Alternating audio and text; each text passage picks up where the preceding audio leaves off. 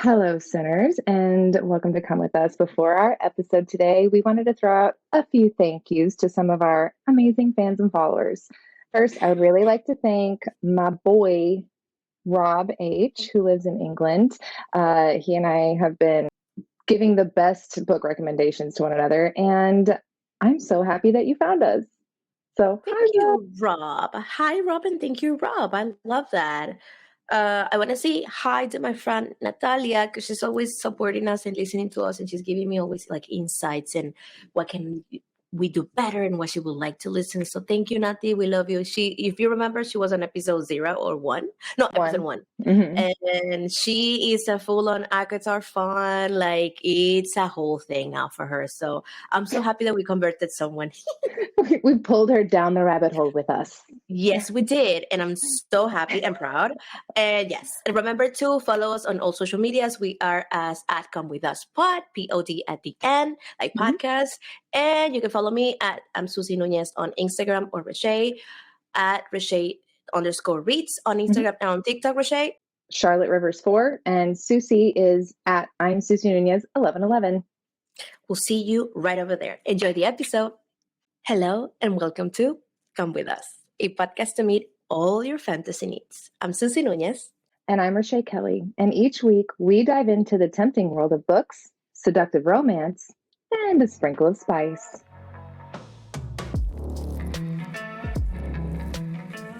We got one of our, maybe not our first hate comment, but one of our first. No, it's not. I remember the first video that we posted was the daddy issues one, and people were like, nerd. But yes, go ahead. Oh, okay. So we got some criticism for criticizing Tamlin and not Rhys. And we're just here to say that I'm pretty sure Tamlin has paid actors coming into our comment section. He contacted Russia, found out how they did it. And now we have Tam supporters in our comment section telling us that we are being too hard on him and not hard enough on Rhys. And I'm here to tell you, we know your game. We know that you're paid by the adversary, and we will not be swayed. And to our sinners, we promise, criticizing Rhys is coming in the next book. We promise. It's happening. It's coming. Yeah, it has to happen because at the end of the day, we want him to be a villain, so we're going to make him one. Yes, that's happening. And Tamlin, please stop. Stop. This is not a We Hate Tamlin podcast. This is maybe Tamlin is schizophrenic. If you watch the last episode, you know that we talked about it. No, the episode 8 with Shannon, we talked about it, like this crack theory that Reshea shared with us. So yeah, maybe get a grip. He just needs help. Listen, we're not Team Tamlin or Team Rhys. We're Team Cassian. We're Team Cassian. Get it? We didn't rehearse that. We did not. But, great minds think alike. What can I say? Team Cassian forever. # Team Cassian. I guess. Reshea, if your life was a book, this week's chapter, what would be titled? It would be titled You Do You, Boo Boo. I like that. Not in the kind of in the condescending way sometimes, because sometimes people are going to do whatever they want and you can't fucking stop them. But then also, I'm going to do me. And that's it. Look at her. She's re-entering her villain era. That for you. I love that for you. Re-entering her. She's remembering who she is and what she came here to do. I love that. Sussy, if your life was a book, what would the title of this week's chapter be? Dude, don't try to force not to enter your new eras, because you're going to do it either way. That's the longest title I've ever heard. I know. I don't care. So wait, but it's true. Don't fight entering your new eras? Yeah, like don't force not entering or don't fight not entering, because you're going to do it either way. Like beginnings are happening every day. Every time you wake up, it's a new beginning. So it's like, stop. Change is inevitable, baby. Exactly. Just stop. Just like not wanting to be better or not do the things that you have to do because you want to do them either way and you have to do them and you're going to end up doing them. So just freaking go with the flow. So the title will be Go With the Flow. Definitely. Ooh, And good one. the same for you. The same for you, sinners. Like, just stop forcing things, and they're gonna happen either way. So change is inevitable. So it is what it is. What is it they say? Relax the jaw, open the throat. Just let it happen. As you know, I'm a Latina, so I don't know those sayings, but yes, I like that. I'm gonna start saying that. Yes. Yes. Yes. Okay. So, oh my God, this is episode 10. Welcome to episode 10. Oh my God, can you believe it? Babes, 10 weeks we're doing something straight on. Like ADHD, it's not ADHD in us. Can you believe this? Can you believe this, Reshea? Have you ever had like a hobby, an ADHD hyperfixation hobby last this long? Reading. I get that. So I Reading. think that the great thing about reading is that the different books make it like a different hobby. Like, definitely.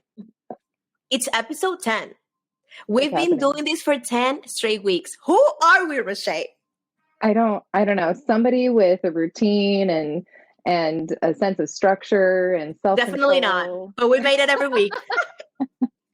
The way that we are sliding into this recording, like we're running away from an exploding building. I don't know how we're. This episode did not want to be recorded. The universe did not want it to happen. I don't know. When I tell you everything happened before this recording, we've rescheduled like 7 times. We get that this is like not your favorite book universe, but of the series, but like, really? There's merit in this book that I feel gets overlooked. And let's dive into it, shall we? Yes, definitely. But before, welcome to episode 10 of, what is the name of our Come with us, your new favorite podcast. I'm so sorry. ADHD who? ADHD. I love that audio, by the way. I'm Sussy Nunez, Curly Queen. And if you listen, that's New York happening. We're not going to stop this. I'm Sussy Nunez, Curly Queen, and sick, and entering my art natural and like short nail era. I know. Not right now, but probably next videos. They're going to be short. And I'm happy about that. I just feel like I need a change. And this happened. So this is happening too. I really like it. You're going like, oh, I'm sorry. I'm Reshea Kelly.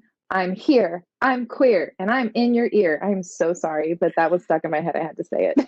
I mean, we have this podcast to be ourselves. So this is you right now. This is your era right now. So I'm watching. Talk about the fact that everything for me right now is just entering my era. I'm eating something new. I'm entering my falafel era. I'm entering what era? I'm like, what is happening to me? TikTok is damaging my brain. You started eating falafel? No, I love falafel. I'm just saying, like, that's an example. Oh, I'm like, how have you been sleeping on falafel for this long? I love falafel. I cannot eat a lot of it because my stomach gets like brute, but I love it. I have an iron stomach. It's amazing. So you're Reshea, you're here, you're queer, and you're in our ears. I love that. It's a podcast. You know, you were meant to be in Broadway. So this is our Broadway. Let's dive into it. Okie dokie artichoke. So today we're talking about this MFing book. So this book, Reshea, what is this book in the whole series? Tell us a little bit about what is this? It is often called the Christmas Special. So it's a short novella.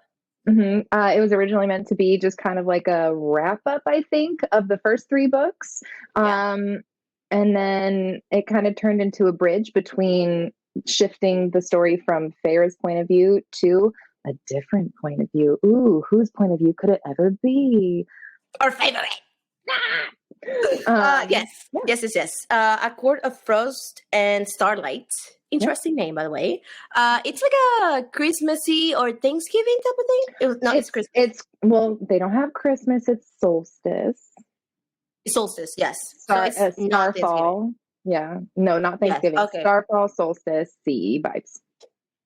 Honestly, at the beginning, I was like, it's very short. I don't understand the hype. But it's a good transition from Feyre to our other lady, Nesta. We said it.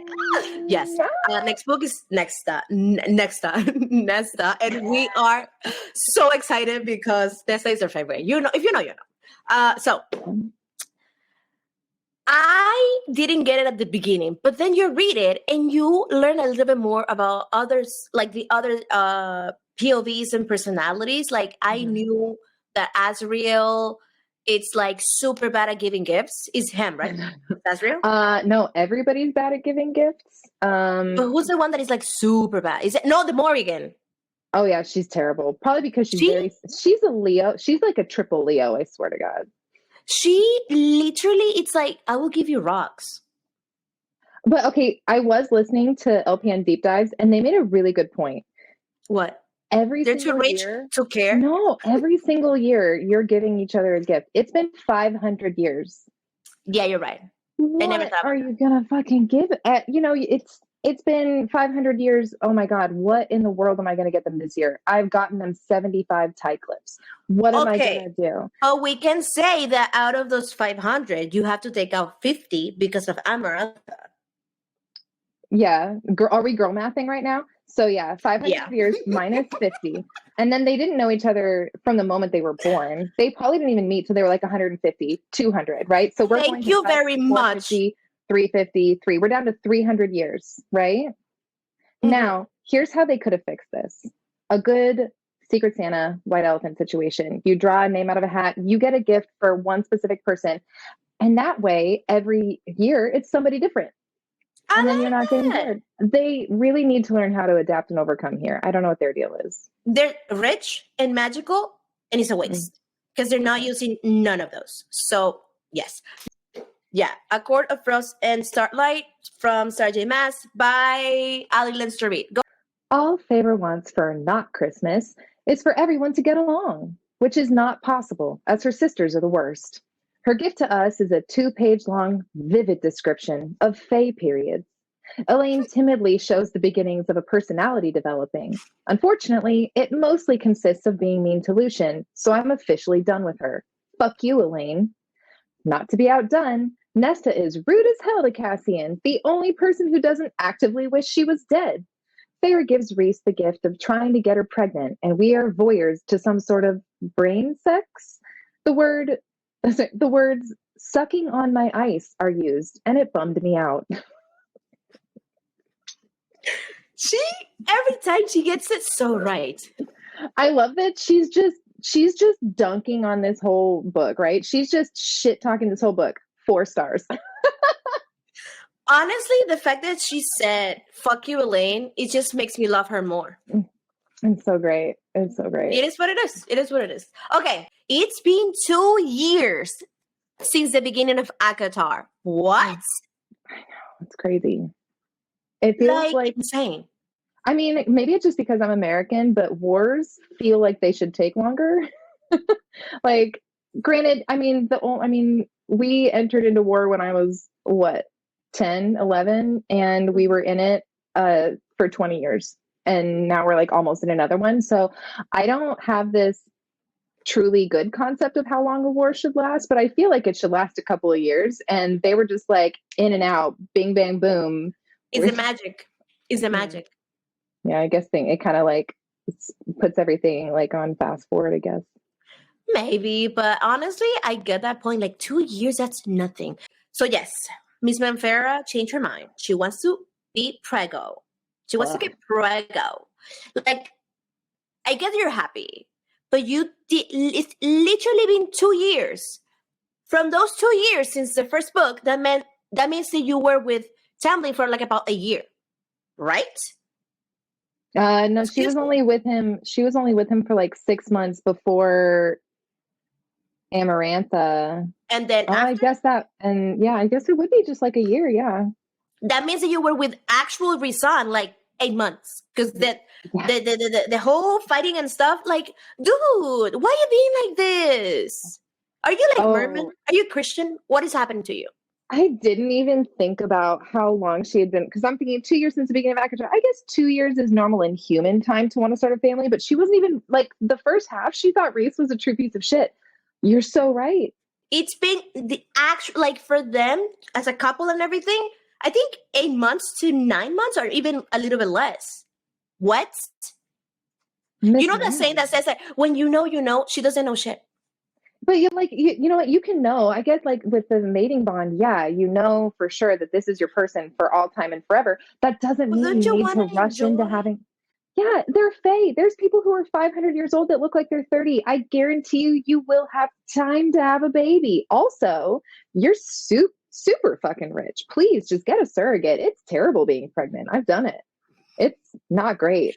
And we know for the next book that was a whole shit show. Her being pregnant and everything. So like, just pay someone else to be pregnant for you. Let's move on. It's been 2 years. I'm so mad right now. We used to think that Cassian was just like a big dumb idiot, and we start getting like a backstory for him, and it like humanizes him for us, and we start to see like, oh, he's got trauma and he's deep, and he's like trying to make things better for the Illyrian women and things like that, and we're just like, oh, you're not just like a real big idiot. But you know, I never thought of him like that. Ever. See, the first time that he was on the Archerum's house, mm-hmm. and he saw Nesta, and he just gave her a very bad comment. I was like, "You're my type. I love you. I know who you are. You know who I am. Yes, we're meant for each other." He was giving like jock golden retriever boyfriend vibe. He was, but to me, because he's very loyal. I don't know, Ian, because he's a warrior. I never thought of him like a himbo. Never. Yeah, I guess like I didn't really know the term himbo until after I read this book, and then I was like, yeah, and everyone was talking about how Cassian's a himbo, and people were saying Tamlin's a himbo too, and I'm like, no. No. Granted, I always associate himbos with being like really positive and silly, and like a golden retriever. Yeah, exactly. He's a golden retriever boyfriend. But like the more I hear about Cassian's backstory, about how he was born, like he was a product of sexual assault. And the mom was basically worked to death.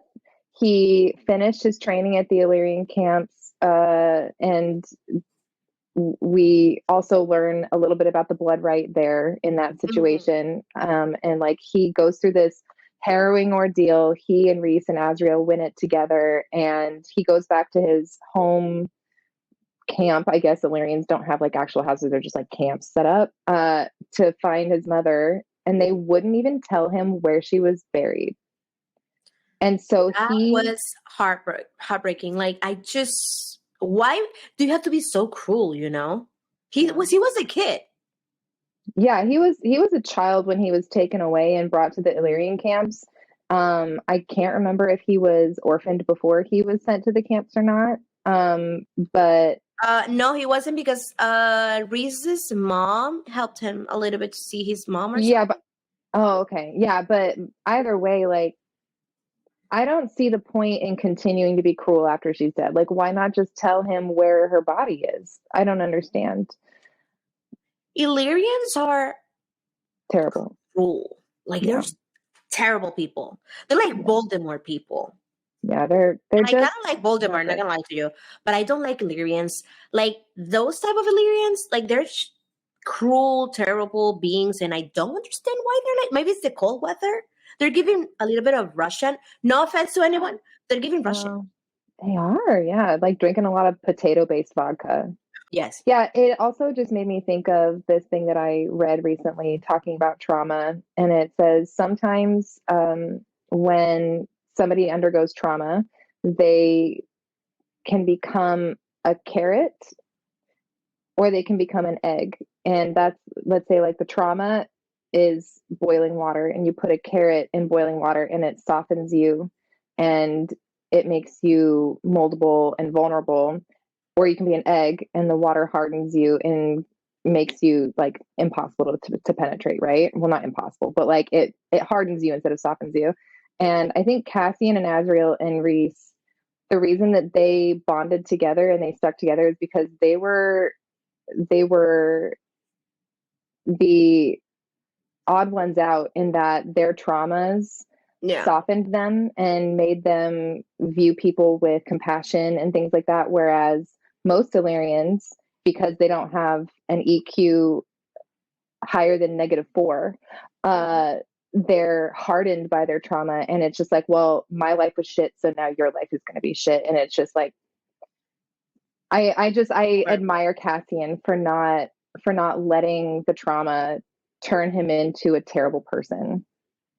To be some other Illyrian, because he could have been. That was a horrible life he grew up with. Like, if it wasn't for Rhys or his mom, he probably would have been another Illyrian. Like, remember he was like bullying Azriel when Azriel got to the training camps as a child too. He was bullying Rhys first because Azriel got there later. Okay, yeah, he was bullying Rhys, and then he was bullying Azriel. He was like becoming this huge asshole, and then like I think he was bullying Rhys, and then they got to be friends, and then Azriel got there, and then they both were bullying Rhys, and then they got to be friends too. I think that's Azriel? how it happened. Azriel, yes. We should probably have read these books again before making this podcast. It's fine. It's whatever. Nobody cares. You know what? Yes, but honestly, this is why we're doing this, because this is fun. We challenging our minds right now. But his story, I loved how she entered his story here, because we needed it for the other book, because it's gonna be Nesta and Cassian. What? Yeah. It's happening. Oh my god, I can't believe it. Finally, I want to talk about that book so bad. No, that's all I want to talk about. I know, but we're on this one right now. I loved that, like, POV and everything, and how he explained I think it was Rhys who was telling his story. No, at that first chapter where he's like flying over the mountain and everything, it's from Cassian's point of view. Okay, chapter 3. I love it. It's really sad, but at the same time, it's like what you said. They could have been something else, something really bad to the world, Prithian or whatever, and they decided not to. And that, to me, it's all that matters. Because we know that Azriel is like a sad boy, #sadboy. Sad boy. But Cassian, we got to meet his mind, his actual thoughts and himself on the other book. And you see how we see the outside. Oh my god, he's so fun, he's so cool, he's everything, but he actually knows what he's doing. Like, he's not he's not a himbo or anything. Like, he actually knows what he's doing. He cares really for other people. He's freaking smart. Yeah, and he like reads about war and stuff. Like, he wants to be better at what he's doing. Yeah. Amazing. He's driven. Anyways, he's just a great guy. Okay, so Rhys forgives Elain, but not Nesta or Lucien, because Elain is Elain. Barf. Barf. You said barf, and then I said that, then you did it. I love it. We literally wrote barf because barf. Okay. I'm not here for hypocrisy. I'm not a fan. Look, what Ali said on the review is not a lie. Fuck you, Elain. Why are you treating my man Lucien like that? I know what he did. It's been a year and a half. Get over it. It's a word happened. You kind of helped kill Hybern. Even Nesta is kind of like getting over things in her own way. They're bad, but it's her own way. She's doing something. Yeah, what are you doing? Coping. Nothing. Oh, she's baking. She's baking a lot, and she's cooking. She's baking and cooking. I think her and Ianthe would have been friends. No doubt. Ooh, I feel like they would have been friends because Elain is nice to everyone and is very bad at reading people. Because she likes Grayson. Intuition. She has no intuition, right? Yeah, she doesn't have it. Like, she is so off the grid that she doesn't see the grid. That's probably why she became a seer. The cauldron was like, oh, honey, you need this. Daddy Cauldron was like, wow, this human is so empty. I need to give him something. No foresight at all, Elain? None? My child. The Cauldron was like, my child. My child. Oh my God. But then we go to Rhys. I believe that everything is a mirror. If you hate Nesta, it's because you see Nesta in you. You're saying he hates Nesta because Yeah. they're too similar. They're similar. They're like the same person, but in different bodies. Yeah, because all the things that he hates about Nesta, he does, but he frames it and justifies it through like a nobility. So it's like, oh, Nesta isn't asking for help. Nesta isn't giving in. Nesta isn't coping, blah, blah, blah. Meanwhile, Mr. Rhys over here refuses to ask for help dealing with certain duties. He is acting all the time like, even though he has this inner circle, he can't rely on them. He will go behind their back and make choices that they wouldn't agree with because, you know, it's his burden to bear. You are just the same. You're doing it in a more insidious way, and you're able to use this like plausible deniability to make you seem like a good person, when Nesta is less refined. She's not 500, and she wasn't raised to be a freaking king, essentially. So what's she gonna do? She's gonna do exactly how we humans have learned to deal with shit: drink, fuck, and dance. And avoid everything and everyone, because that's what we do. Why do we read? Because we avoid reality. That's Nesta. I just, like, the money was a whole thing on the next book. Like, even on this one, it's already the thing on this book. Yeah, well, because so they want Nesta to come to the Solstice, the Starfall party, right? And they had the not Christmas, and they had like a dinner with everybody a couple days prior, and Elain had invited Nesta, and Nesta's like, fuck off. And she was at this bar called the Wolf's Den. And I only know this because I was just listening to LP and Deep Dive. And it's a fun bar. It's a fun bar. And Feyre goes, like, Rhys uses his brain waves to find her, takes Feyre there. Feyre's like, I'm gonna go in by myself. They have like a sister spat, and then Nesta's like, are you bribing me to come to the Solstice, whatever? And she's like, no, I just really want you there. And Nesta's like, all right, my rent's due next week, pay it and I'll be there. Or no, she's like, pay it, you have to pay it, don't be late. And Feyre was like, all right, if you want me to pay it this month, you better come to this party and I'll give you your check then. And that's the only reason Nesta goes, is because she's fucking broke. She is broke in all of the ways. Broke. She's broke and broken. She's broke. Like, really, really. But yes, it's like, we get that Elain is nice. By the way, I hate that word so much when we refer to people like that. She's nice. What is that? She's doing the bare minimum. She's not saying what she wants. So you think that is nice because she's not being herself. She's not demanding what she deserves. That's Elain. So I hate when I see women like Elain, and I get it. It's not like it's her fault or something. But at the same time, it's like, you have the power. In this case, Elain has the power. She can say, I don't want Lucien, or I don't want to be mated, or whatever. And she doesn't say anything. To me, that's like, I hate it. Yeah. I hate it. Yeah. And then you have Nesta, who is saying whatever she wants, and she can be whoever she wants. She want to have sex with everyone, and she's doing it, and nobody wants her to be doing that. And I hate that, because why is nobody telling Elain, you shouldn't be cooking the whole day?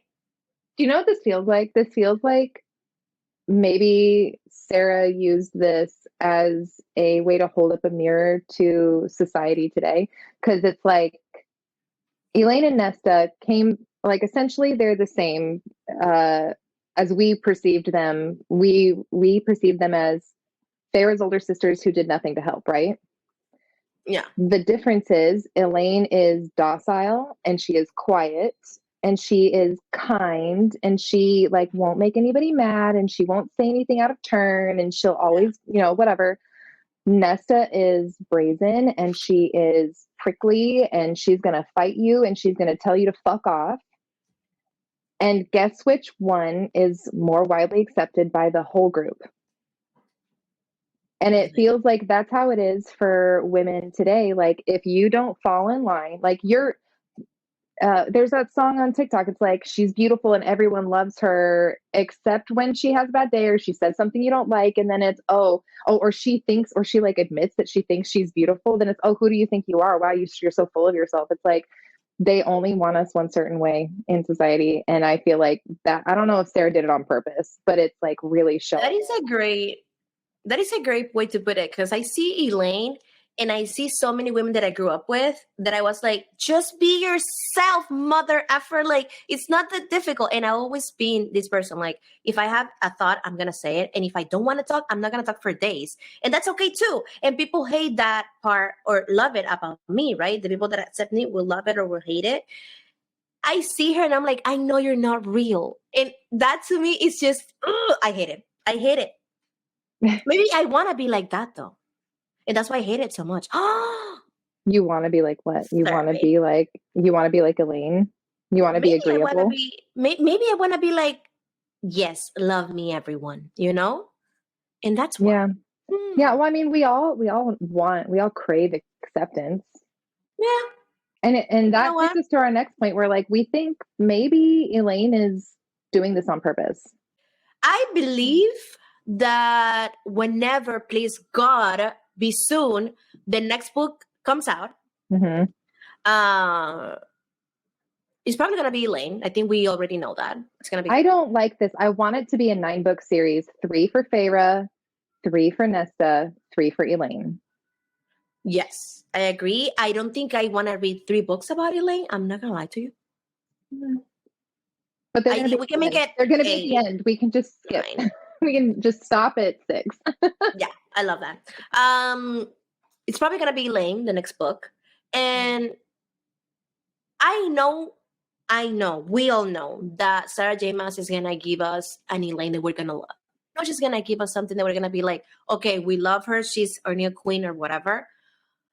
But I know that she has to take responsibility. She has to say, I know what I'm doing, because to me it's impossible to think that she doesn't know what she's doing. Elain, she has to know that she's being a hypocrite and that manipulating everyone, and she needs to behave that way because she's very scared. I prefer for Sarah J. Maas to tell us Elain's scared. She's been scared since the beginning, and that's why she's acting this way. And here, this is the real her. She's a warrior, or maybe she's not. She's just a person that wanna cooks every day, but she has thoughts, like original thoughts, like her thoughts, not like other people's thoughts. You know what I mean? I mean, we've already discussed that she's just an in the closet gay. Yes. And if Nesta or if Feyre is Cursebreaker, I feel like Elain could be Peacemaker. I really think it would be great if she's like the one who is able to like now. I don't. I think it'd be great because she has the ability to see the future. She's like she can prophesize. Honestly, if I'm honest with you, I want her to be so darks that she changes everything. Ooh. That's what I want. That's the reverse arc that I want, like the redemption, not the reverse, the redemption arc that I want. That is the thing. I want her to be, I want Asriel, I want Lucien, and I want all of the other ones that are coming. Like, I want her to be that. Because she could be the person who says, I know what the ending could be, and she will use the end to justify the means. She'll use it. She'll be like, yes, I'm a good guy. I'm a good guy. I'm doing it just to, this is going to be better for everybody. I know. You just have to understand, like, this is what's going to happen. We just have to do this. And she's going to like use that as an excuse to do some seriously fucked up shit. That would be so cool. I'm telling you, she is cool. Darkness, because we think that Nesta is dark. Nesta's not that dark. Honestly, like, okay, now that we're talking about this, I know that the next episode is going to be next book, but Nesta is not that dark. Mm-hmm. She's just angry. That's it. Elain is not even angry. That's the perfect darkness. I'm telling you. Oh, it's like when a woman is angry and she's yelling versus when she's angry and she is quiet. Yes. That's the perfect definition. Yes. The minute somebody is just like, I'm done, you're like, exactly. And because she sees, we're not understanding that she can see things. So she knows what is going to happen. She's probably so quiet right now. Okay, I'm timed. Okay. I think I'm liking Elain. I know. We've talked ourselves into it. We love her now. Redemption arc? What? If she makes her evil, but in a good way. Yeah. Oh my God, yes. Like the anti-hero. T-Swift. You didn't give us Rhys. Please give us villain Elain. Yes. Please. Sarah, Dude, if you're listening. That would be fantastic. She would be like poisoning people with her cooking and everything. Ooh, like Aqua Tofana. Dude, I'm telling you, yes. She is the fall of the patriarchy. She will be the lady of the probably maybe day court.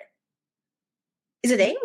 Is it day? Because she's going to end up with Lucian, who is going to be the heir of the day court. Yes. Do you imagine if Elain is the one that kills Baron? I'm freaking out right now. I really hope that Sarah J. Maas listens to this episode. Only for the ideas. Only for the ideas. I don't care. Yes. So moving on, because I can stay on the subject for forever because I have so many ideas right now. This is our podcast. We absolutely could just stay on this episode. No. Do we care about anything else in the book? Not really. They mind fuck. I want to talk about that. Yeah. We meet Emrie. Mm-hmm. She's amazing. We love her. I am so hard wishing that she's a gay. That sounds so weird. It's her and Gwen. I'm sorry, wrong book. No, Morrigan. Okay. I'm still undecided on Morgan. I can't tell if she's good or bad.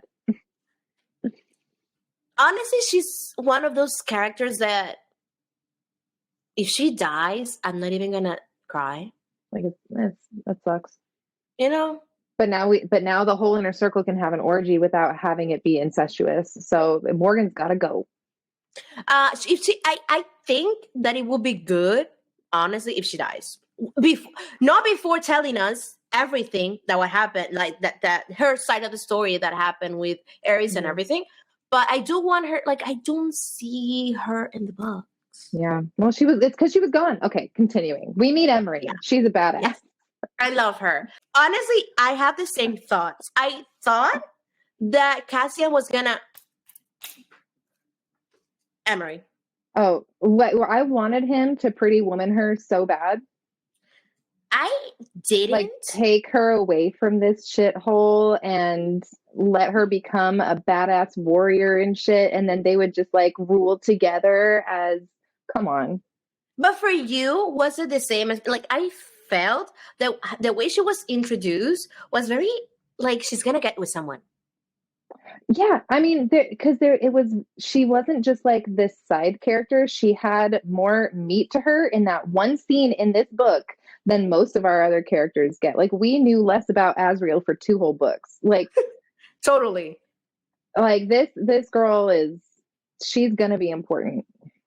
Yeah, she's an Illyrian, like Rhys, Azriel, and Cassian. That means that she had a shitty fucking life, as all of them. So all of the Illyrians, they have wings. That's like their thing. And they're like warriors, right? These desgraciados. I love that word. They clipped their wings so they cannot fly. When I say there, I mean only women. On their first period. Because they don't want them to fly away because they know they're going to have a shitty fucking life. It's just so cruel. I'm telling you. Like, and then hers was botched by her own father. She's always in pain. Yeah. I'm telling you. Yeah. It's like, you know, those stories that it's not the same because it's his fantasy, but I just have to put it in a way so you guys can understand. The wings for them is like, they're like super sensitive. There can be even sexual because that's the thing. Like, they definitely can be sexual. It's like when they do that with the clitoris for like women in Africa, it's the worst thing ever. Yeah, genital mutilation.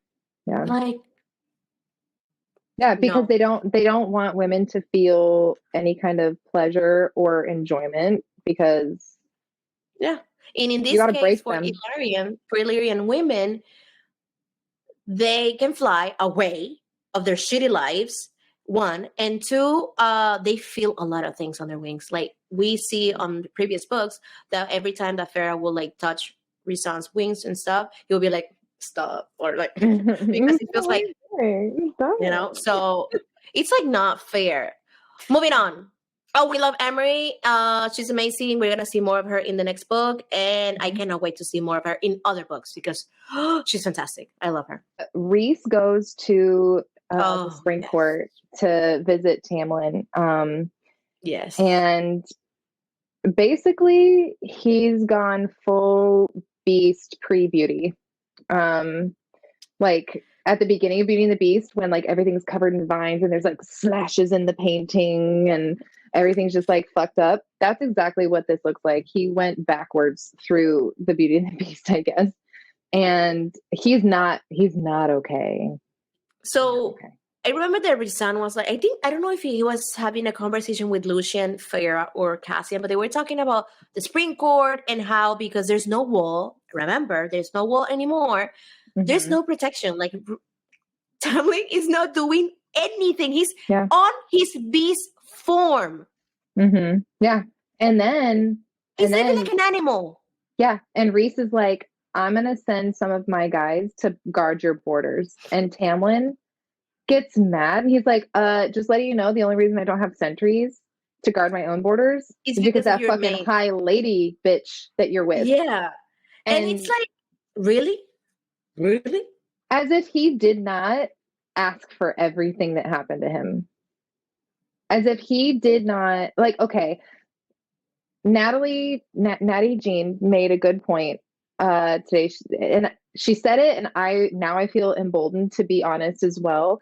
I was feeling pity for him, and I was like, he fucked up. He did a bad, right?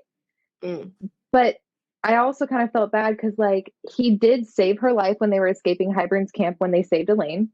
He, like, gave her that gust of spring air to get her through the hole in the warding so that she could winnow, right?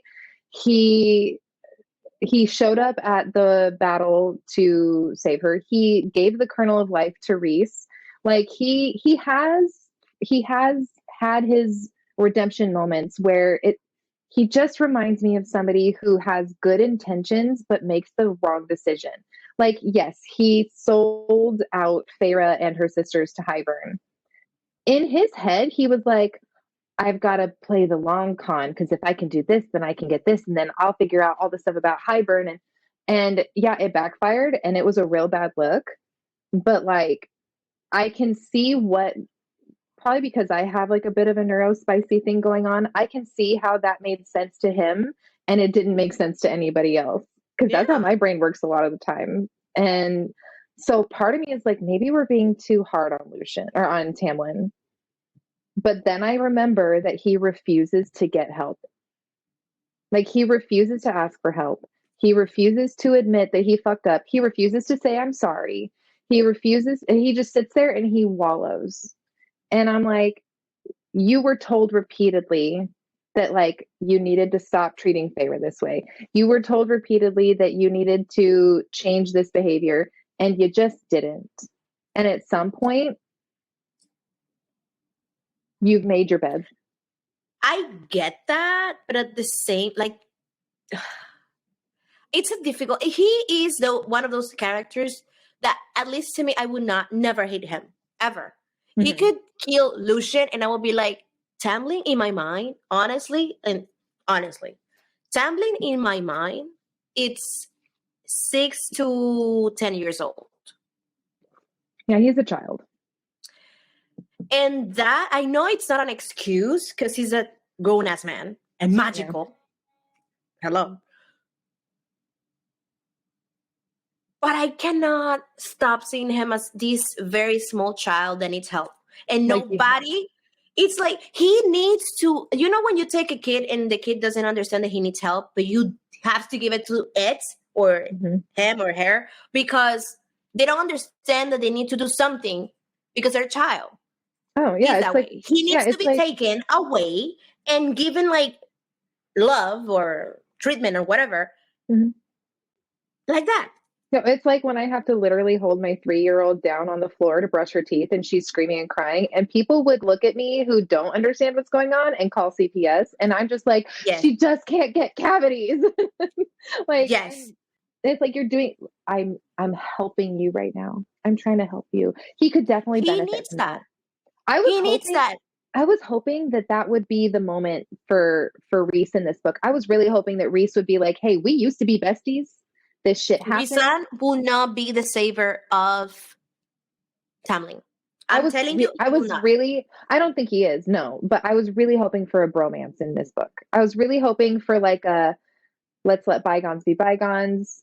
You saved my mate's life. I appreciate you for that. You need some fucking help, and I'm gonna help you. That would mean that Rhys is a different person than he is, and he's not. He's only that person with the inner circle and Farah. That's it. Yeah, He's, you're right. and that's why I'm saying he is not a bad person. He's just a good person with the people that he loves. That's it. Yeah. But he's not a bad person. And Tamlin needs help. He needs that tough love. That's the name, tough love. He needs that. You don't know what is good for you, so I'll show you even if you don't like it. And I'll give it to you even if you don't like it. And I we think know that, sorry, I was going to say, we know that the inner circle, we know that Rhys is capable of doing this because it's what happens in the next fucking book.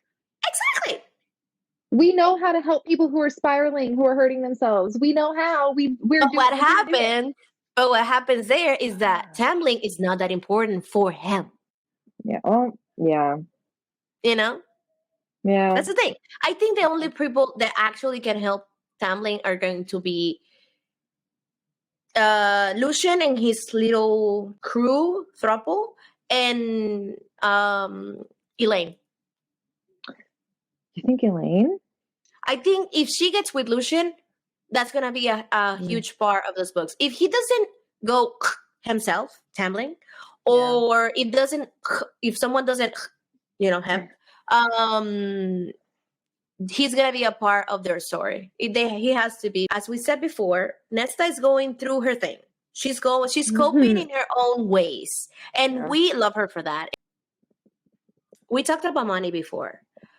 He is stingy rich. Like, he is so rich. He's Bezos rich. He can do all of that. He's rich. He is Bezos rich. And he's have a boat on top of your boat that has a helicopter pad rich. That rich. And they're magical. Even if they're not rich, they can have money. Yeah. And they are giving Nesta hell because she let's put like it's what, $5,000 per bathtub.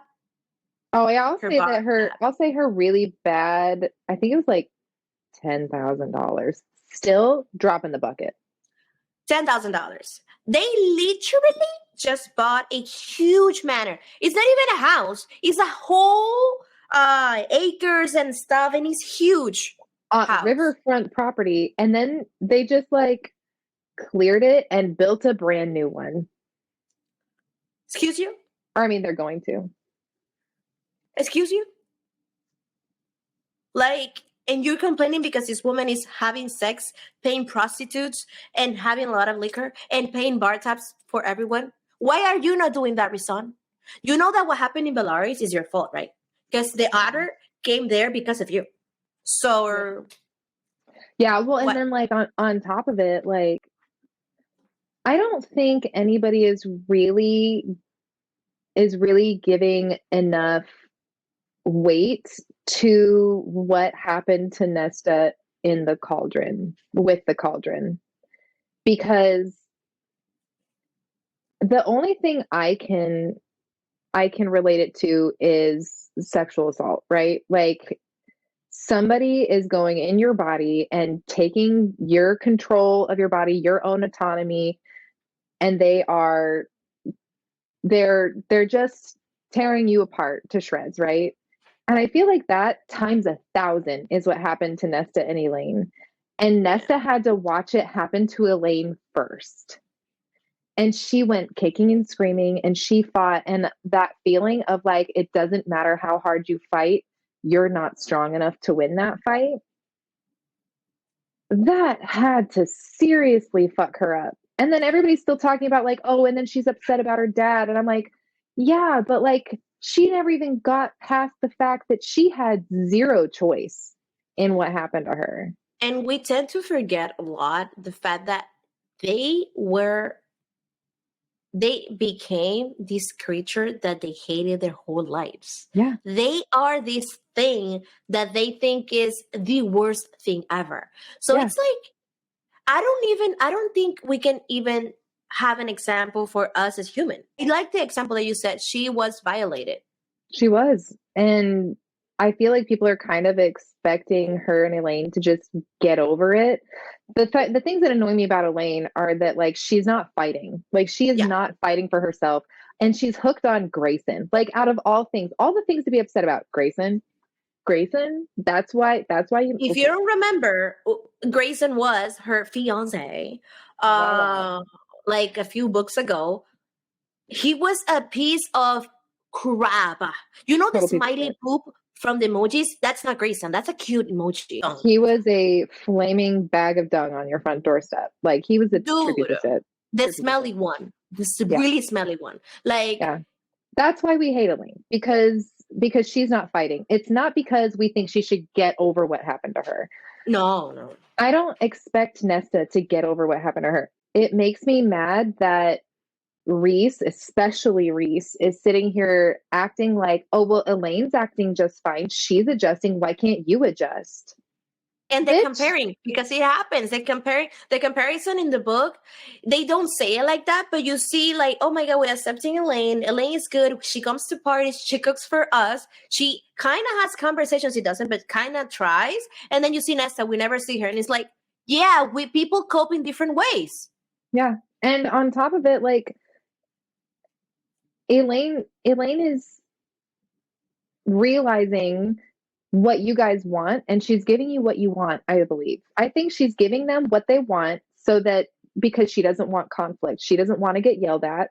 She doesn't want to be treated badly. She's afraid of being not accepted, right? And so she's going to roll over like a dog and show you her belly and hope you'll be nice to her. Nesta's not that person. She never has been that person. Why are you expecting her to be that person? Because Nesta is a cat and Elain is a golden retriever. And they just not. Like, literally, Nesta is a cat. Oh, I just realized that. She's the black cat girlfriend, everybody. And Junie, are you Nesta? There's something that happens in this book. Like, I need Sarah J. Maas to answer this. Oh, she never had. What was in the box? What's in the box? I'm having flashbacks to Seven and Brad Pitt. I know, I love that movie. I love that movie so much. What's in the box? What's in the box? What's in the box? Cassian, as the beautiful man that he is, imperfect and perfect, he researched for months a gift to give beautiful catty Nesta. I don't think anybody's ever thought that hard about a gift for me. I know. The party goes well, and then at the end Nesta is like, okay, I'm leaving. And then Cassian goes, he runs to get her when she's leaving. And she's like, Cassian, leave me alone. I don't want to talk. I'm just leaving. And he's like, but I got a gift for you. Yeah. He got her a beautiful thing. We don't know what it is. Maybe it was a dumb ass thing. We don't know. That's the thing that I want to know. What was in the box? What do you think it was? Phone number for a therapist. Moving on, because I want to know what was in the box, but we will never know, I guess. We'll never know. I do want to say that Cassian throwing it away was a little bit silly to me. Like, really, babes? Like I get it, but I really wish she would have just like broken a beam or something, like broken a piece of wood or dented a car. I just want to know what was in the box. I want to too, but it's like, to me, silly. I don't know, whatever. And another point that we have is the gift giving proves that they don't know each other. And I have the point. I will say until the day I die, I don't think the inner circle are friends. I think they are like close family that don't know each other very much. And and we see that on the next book. Like the Morrigan, it's never on the next book. Like she's like mentioned 2 times. She's always away. And nobody seems to care what is happening with her life. I don't know. Well, also, I guess the difference is that Rhys would be more invested in that, and the next book's point of views are not from, like, Rhys and Feyre kind of become a background side character in the next books. So Cassian and Nesta are kind of wrapped up in their own shit. And so I guess we wouldn't hear like what the communications from Moore were. But that being said, she's still gone. Like, dude, we need to think about this. Cassian is like one of the closest persons to Morrigan. And he's not even, he's like, oh no, she's in the winter court. I'm like, wow, damn. I don't want to be your friend if you're like that. Are you going to be like that with Nesta? She's your... No. oh, She... I didn't say anything. I cut this far so hard. I didn't say that. Oh, by the way, before we move on, Briaxis, she disappeared. Like, and at some point, someone says something like, let Briaxis have a good solstice or something on this book. I think it was Rhys to Feyre, but it was really nice because that reminds us that Briaxis is long and gone. She was supposed to go back to the library, but she said, peace out. I want to see the world. Yeah. She just wanted a window. I will cry forever about that. She just wanted a freaking window. I know. I love that they just didn't even consider in the bargain, or Feyre didn't consider in the bargain. And when you're done, you have to come back. Praxis was like, oh, I'm just gonna go. Just like Praxis like, okay, everyone done, everything done, everyone die. I'll ditch. Okay. Yeah, so Braxis was that meme of the guy from Simpsons, Bart Simpson, I think, or Homer Simpson, like just disappears into the bushes. I cannot wait for more of her because in between Cassian like being terrified of her and her being like out in the world because she just wanted to have a freaking window to look out. Yes. I love that Cassian's afraid of Braxis. Yes. Feyre's dresses. Ooh. Probably one of them. Go off. I almost cried. I fucking loved it. So they are doing their like Rhys and Feyre doing their like gift exchange. I got a little gift for you, Rhysy boo. I want you to put a baby in me. Then Rhys is like taking her to that manor. He's like, I'm gonna get you a mansion that you can build yourself. And sure, cool. But then they go to the cabin and they're talking, and he says something like, have you never like wondered where your dresses come from? And by the way, it's funny as hell the fact that he had to start that conversation because Feyre is living not in the moment. She's just like, no, she's so in the moment that she's like, oh, this is nice. Wonder where that came from. Oh well. She just goes for it, and she's like, she's a very surface level person. She's on princess mode. I'm telling you, a few episodes ago, we were like, we're terrified that Feyre is not that deep. I'm pretty sure Feyre is not that deep. She's not that deep, and that's okay. You know what? Not everybody has to be a philosopher on the inside. Okay. Nesta. Nobody has to be Nesta. No, everybody can be Nesta. She's like, oh yeah, I guess it's kind of weird because Morgan's always just like, oh my God, I want your dress. And she's like, why don't you just go buy one? Because Rhys's mother, before she was murdered, when he was a little boy, she decided that she was going to use her seamstress skills for when she was an Illyrian lowborn woman in an Illyrian camp. As a seamstress, she's going to use those seamstress skills to make the most beautiful wardrobe fit for a High Lord's mate. And she started making these beautiful gowns and somehow knew what size she was going to be. We're going to, you know what? We have to have a suspension of disbelief for a moment here, right? In that she made these dresses in a way that just so happened to fit Feyre perfectly, right? Babes, they're magical. They can be enchanted. Well, then what's the point of having a seamstress at all? Like, what, they don't have to do alterations? I'm not going to question it. We're not going to make it that deep. His dead mother made these for her. And when he found her, all he could think when they had to dress her up the first time was, I have the perfect dress for you. And can you imagine that moment when he just like went to get the dress and he just stared at it and like the thought of just like, thank you, mom. And then having her wear it and just having like, it was this moment for him because his mom will never get to meet the love of his life. And oh my God, Dude, one word, magical. Magic. Like, Magic. there's no words. And not only dresses, tiaras, crowns, earrings, necklaces, Diamond cuffs. shoes, probably. Oh my God. Absolutely beautiful. And then now I can 100% see why the rest of that scene happened. Because if my mate was to say that to me, that I've been waiting for you, if I've been waiting for you for centuries. This is proof that I've been waiting for you for centuries. 100%. You can fuck me whichever way you want.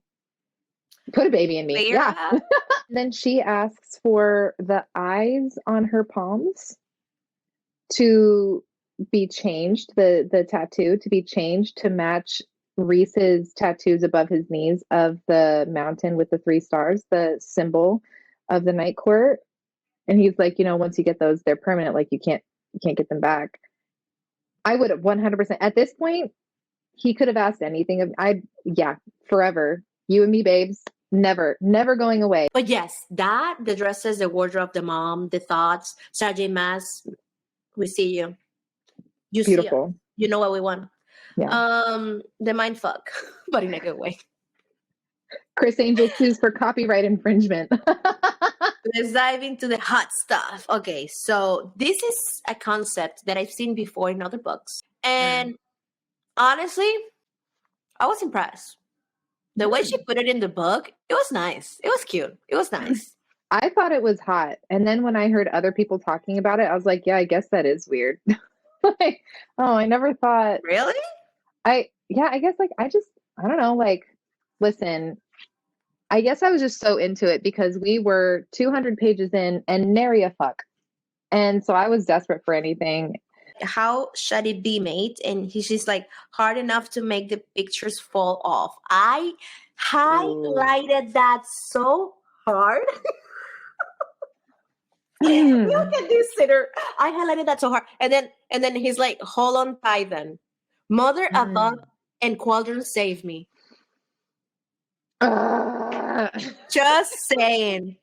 Yeah. And then just like, I mean, then he's in her head saying, his voice was a caress that had my hips moving, begging him to go faster.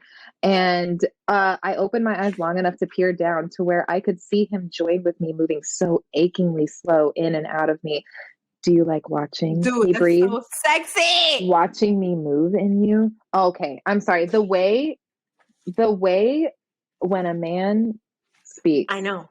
When having sex. Or this. Do you want to begin at the wall or finish there? And then he says, or should it be the wall the entire time? We love options. We love variety. Excuse you. Yeah. And then she gets to go in his brain and see her being fucked from his point of view. And I loved that. The dream. Dude, I've seen pictures on Reddit. I've seen people on Reddit say stuff like, that would be horrible. Like, I don't want to see myself. I'm like, are you crazy? I want to see me sweating with my mouth open, with my eyes like closed shut. I want to see everything. You also are the same person who, when you're doing your makeup, look at your own reflection and you're like, who are you? You're gorgeous. Look at you. You're amazing. The people who are like, oh God, I don't want to see me fucking, are the people who are like, they catch themselves in like a store window and they're like, oh, why do I look like that?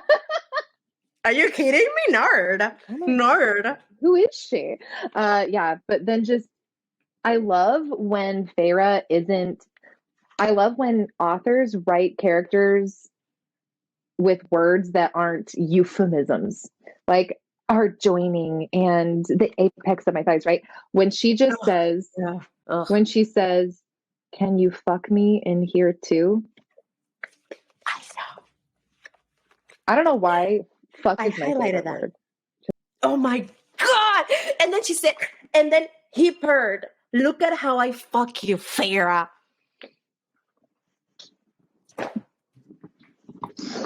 I died. I've melted. I'm on the floor. And then she says, "God's was my only answer." I Oh my God. And then he says, "Look at how perfectly we fit." Stop. How? why am I like this? Why are we doing this to ourselves right now? I can think of a few reasons why. We had no bodies here, but I felt him as he seduced me, his dark power wrapping around mine, licking at my flames, sucking on my ice. Sorry to Allie, Mr. Scraping claws against my own. But Oof. I highlighted it so hard. Look, You know what's great is I look at the page, I just pick a spot, still fucking hot. And when my mind could form words, when I could again feel his essence around me, his body still moving in my own, I sent him that image one last time into those dark and stars, my gift. my gift. Perhaps then, yeah. our gift one day. Okay, it's weird. Baby. That's It's weird that she showed him a picture of the bone carver as their son, and then he came. At the moment, I was like, I was so caught up into the sex part that I didn't even think about that. And then I went back and I was like, what? She's talking about that? What? Ew. Listen, I like my sex like I like my books. Keep the children out of them. No babies. I get it. No babies. No babies in the fucking. I don't want to be thinking about my kids. The thing is that the mind fucking was hot. It was.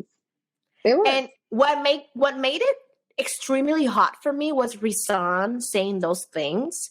Like, okay, just, daddy. Listen, men, if you're listening, if you're looking, look me in my eyes.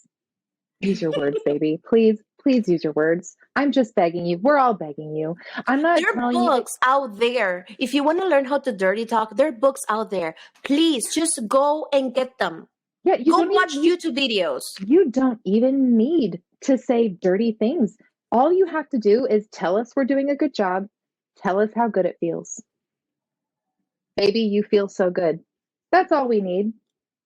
Oh, fuck. Look at me. Look at me is one of that always gets me. Someday.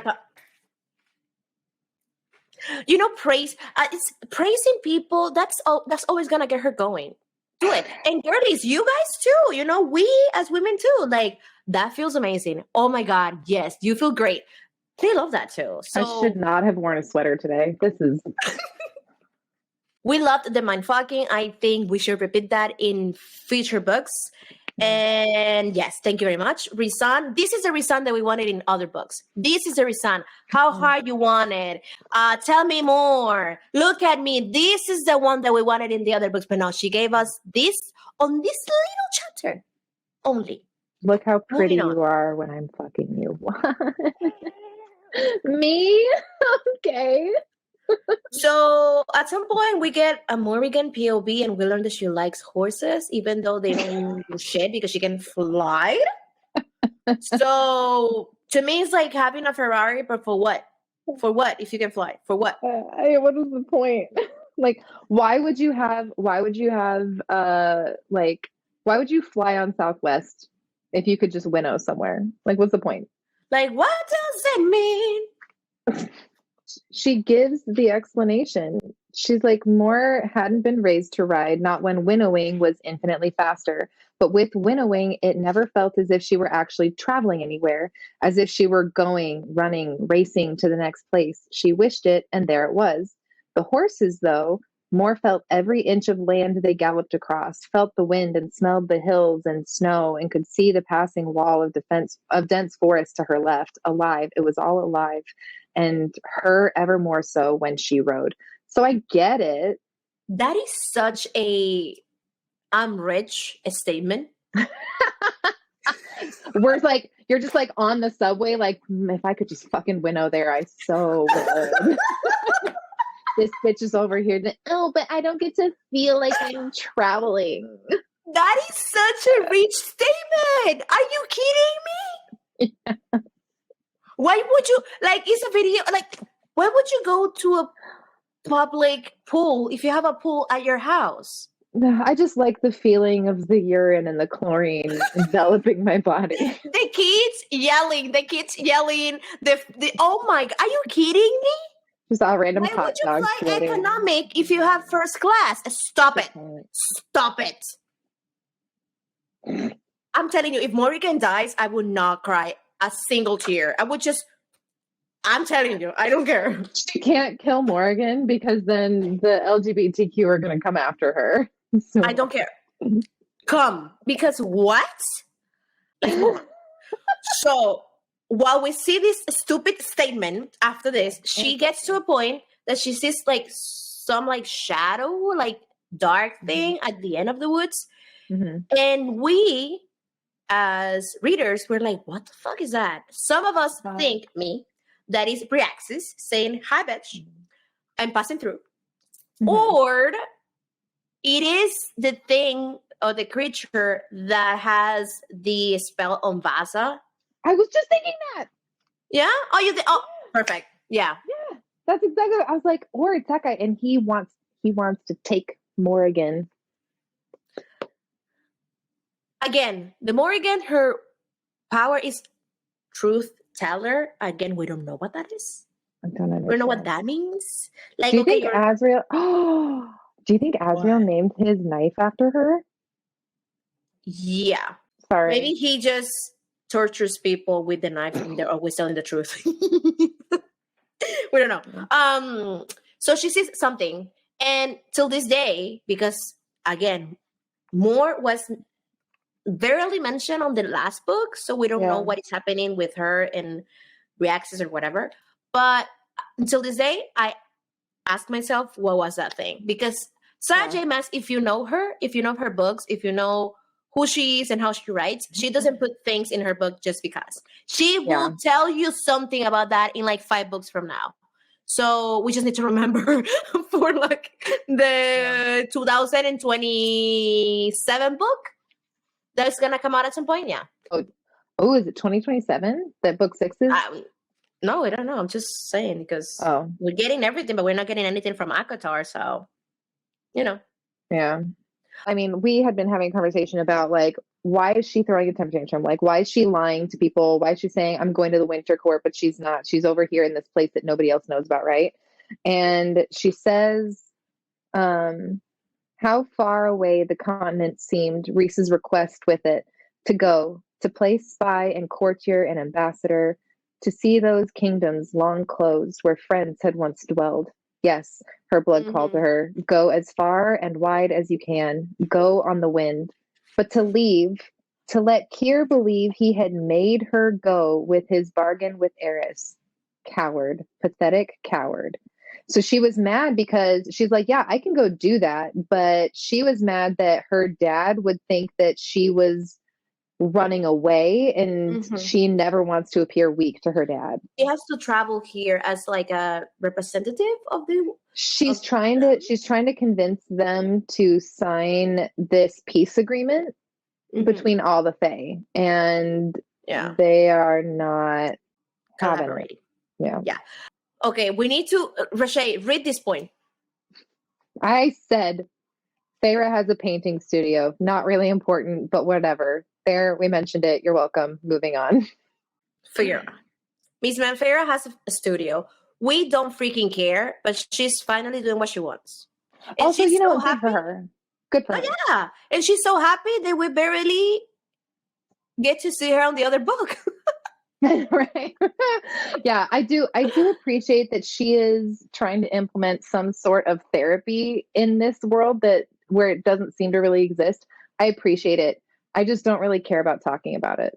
No, it's not necessary, honestly. She has a studio. They fuck there whenever they want. And that's it. That was A Court of Frost and Starlight, my little sinners. We did it.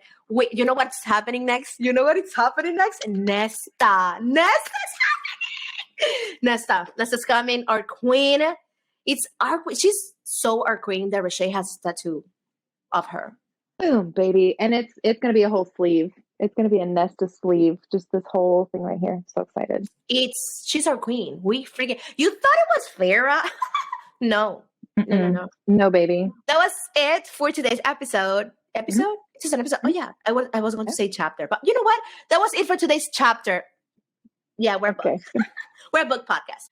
Because you can get enough of us. Remember to follow us on all social medias as @ComeWithUsPod. Everywhere we're the same. And we have TikTok, Instagram, YouTube, and that's it. And you can find us everywhere with the same name. Follow us over there. And you can find me on Instagram as @Sussy Nunez. And you can find Reshea as @Reshea_Reads on Instagram. And for TikTok, it's going to be Reshea is Charlotte Rivers 4, like the number 4. And me, I'm going to be @Sussy Nunez 1111. You know you want to follow us? Go and we'll see you there. Sinners, you have been good little angels. Thank you for listening, and remember to stay wicked, stay wild, and keep reading. We love you. Bye.